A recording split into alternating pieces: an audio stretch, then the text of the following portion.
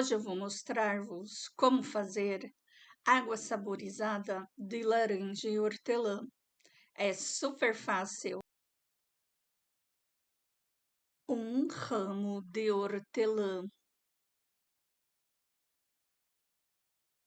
uma rodela de laranja,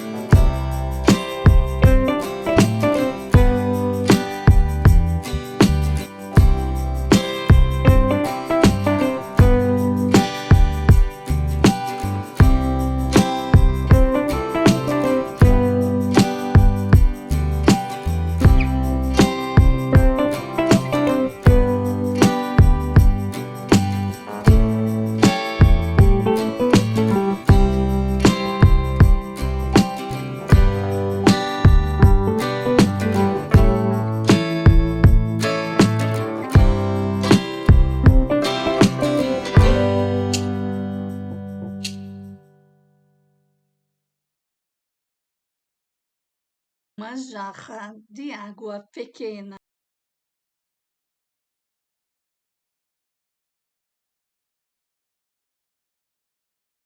uma pitada de canela em pó,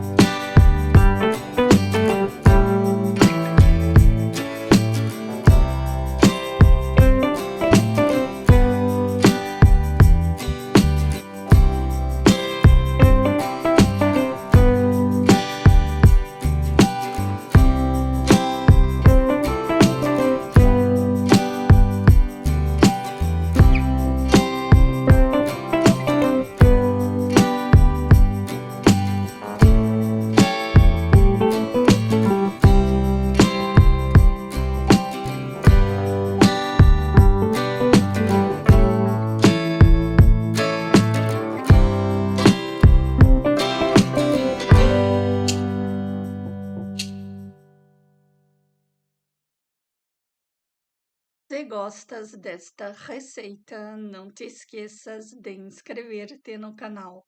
Até a próxima!